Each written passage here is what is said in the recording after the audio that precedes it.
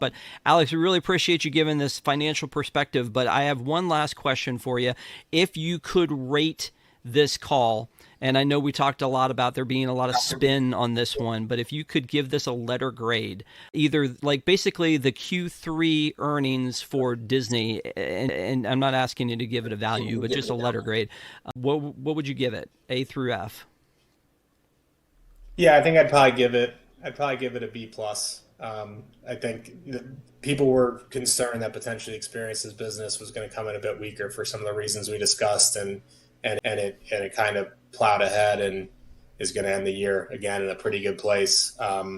We're getting prepared for this big ESPN launch, and then as we get to next quarter, we'll then have kind of guidance and expectations for the year ahead. So this was a fairly straightforward call in terms of what they needed to discuss.